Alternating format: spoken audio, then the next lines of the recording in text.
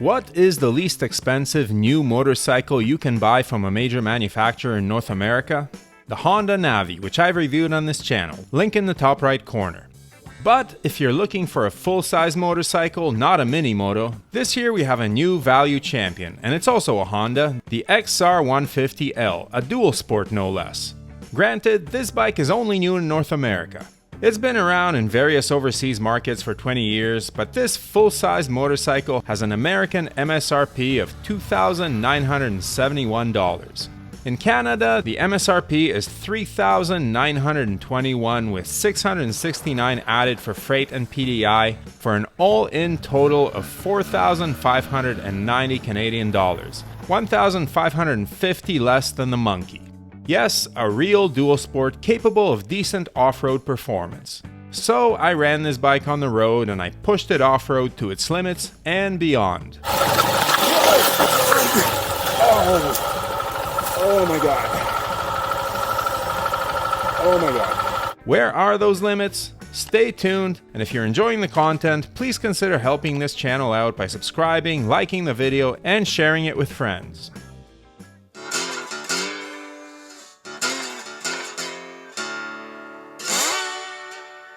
The Honda XR150L is a state-of-the-art motorcycle which is packed with the latest technology. You might have said in 1986, we have a carburetor, a choke to help the bike start, a rear drum brake, wheels, handlebar. It does have an electric starter. The fact that this technology was already standard by the time the Berlin Wall fell accounts for the low price.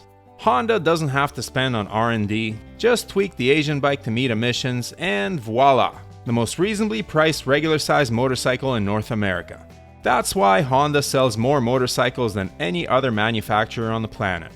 The engine is 149cc, air-cooled, and pumps out 12.5 horsepower and about 9 pound-feet of torque. It is carbureted and mated to a 5-speed manual transmission and can propel this motorcycle to about 60 miles per hour or just under 100 kilometers per hour on the flat. I measured top speed with my GPS and usually topped out at around 98 or 99 kilometers per hour, though downhill or drafting behind a truck will give you more. The XR150L is about 8 to 10 kilometers per hour faster than most of Honda's 125cc mini-motos, which doesn't sound like much, but on a 2-lane going uphill with traffic stuck behind you, it can be the difference between holding everybody up and keeping up with the flow. Believe it or not, I did take this bike on the highway when I was taking it back at the end of the week. I was intending on just taking it to the next exit, but ended up slotting in behind a slow-moving truck and covering about 12K. I got up to about 110 kilometers per hour or about 68 miles per hour because I was catching the draft, but the motorcycle was getting buffeted something fierce, and being so light, only just over 280 pounds, it felt unsafe. Stay off the big freeways. However, for an air-cooled 150, the little dual sport accelerates decently well, although you have to rev it to get the most out of the motor. The rest of the XR stats are a mystery, as Canadian and US websites can't seem to agree on the specs. The Canadian website lists the weight at 284 pounds wet, where the US one says 282. Fork travel in Canada is listed at 6.3 inches while it reads 7.1 in the US. The Canadian bike has 9.8 inches of ground clearance and the US one 9.6. And the Canadian seat height is 33 inches while the US one is 32.8.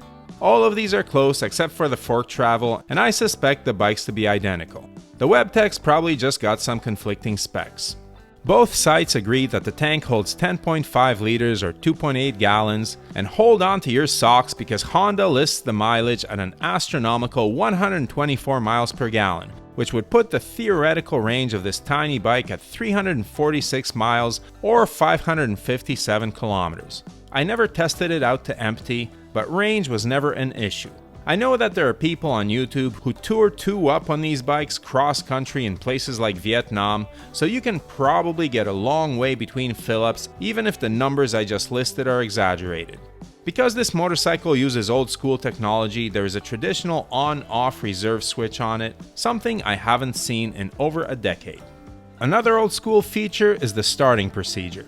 This bike has a choke with a start, warm-up, and idle setting, and I have to admit I found it cold-blooded. The bike didn't turn on well with the switch set to start. On the left side here, you have the choke. This is off, this is warm up, this is on. So we're going to turn it on with the choke up.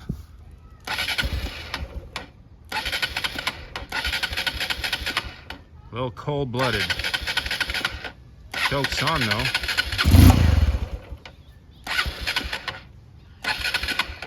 Ugh.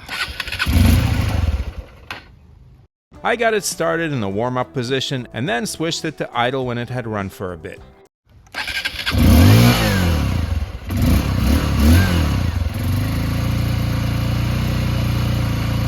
like a boat. It's running rich. Once warmed up, it had no problem starting. Also old school was the trip meter on the very simple display. Brings me back to the 90s. As far as handling on the road, the little XR did quite well. The 19-17-inch wheel combo helped, as did the pavement bias tires, and the bike handled the corners well at the speeds it was capable of going.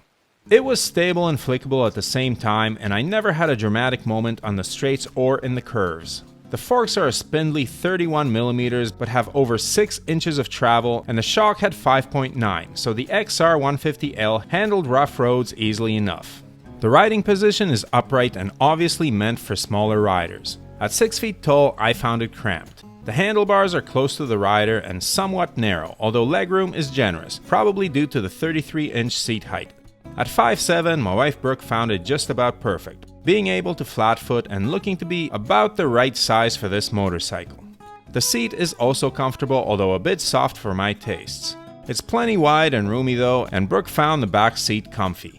I can believe that this motorcycle serves as a decent 2-up tourer overseas. However, don't expect snappy performance with 2 people aboard.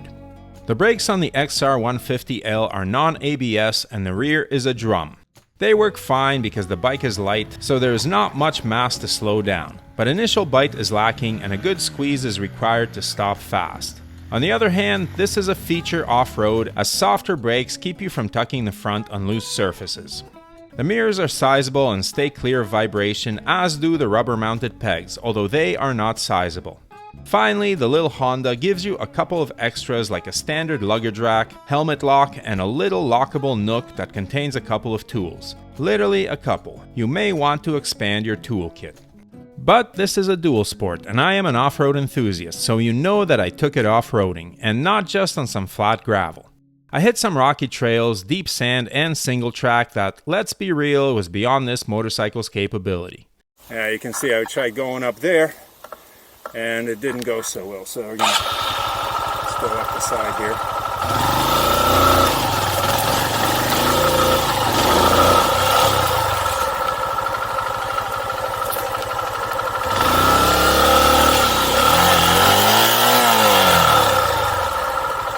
Just going to stall it on purpose.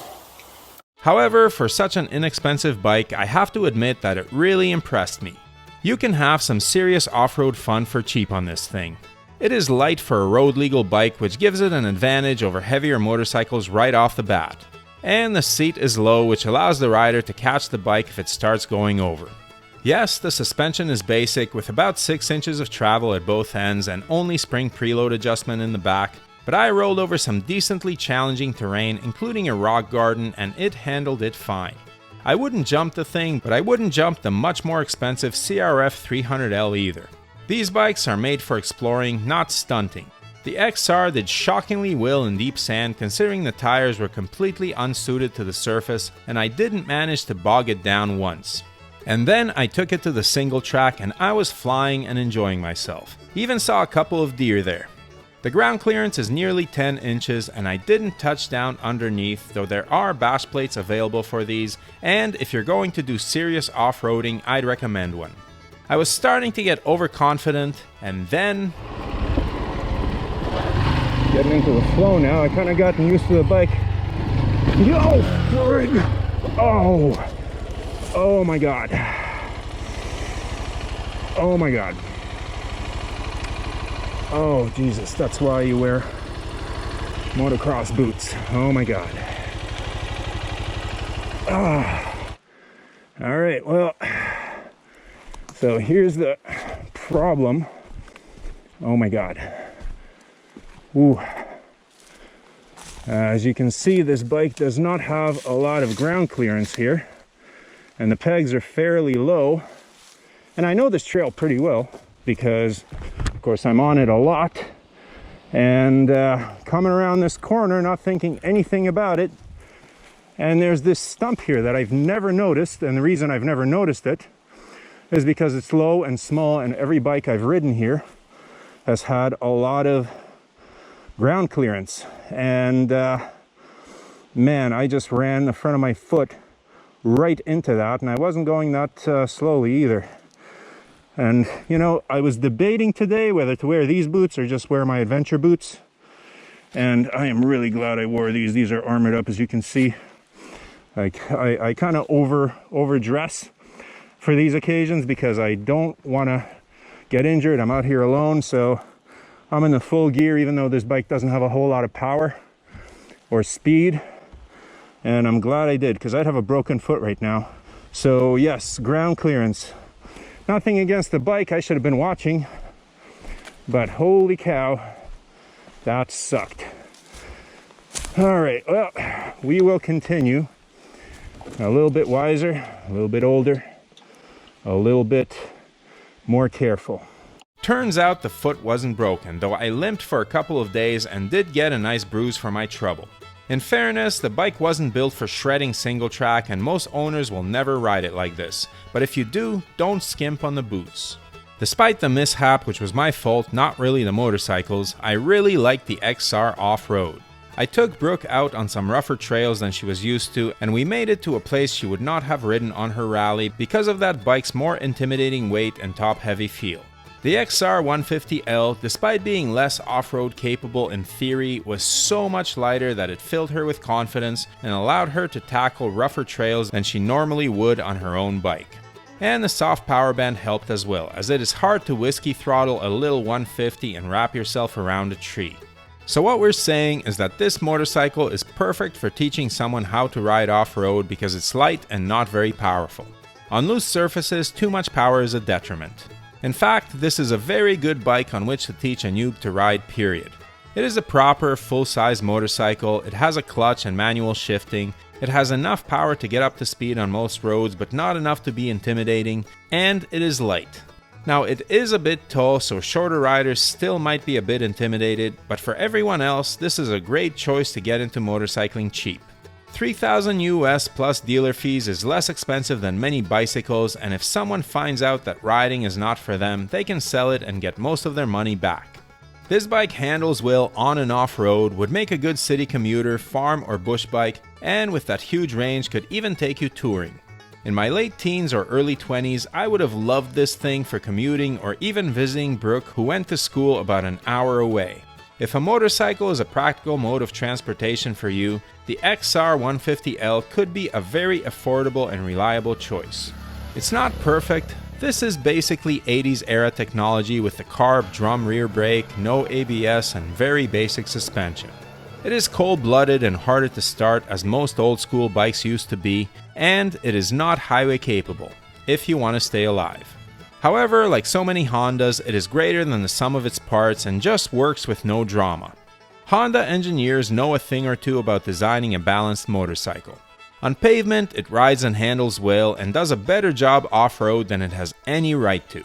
With a proper set of knobbies, it would do even better. I even like the odd touches like the chromed wheels and gas cap. Class. So no, the Honda XR150L is not an amazing marvel of technology, but it is one of the most amazing values in motorcycling. It competes with bikes like the Yamaha TW200, but undercuts it on price by a good margin.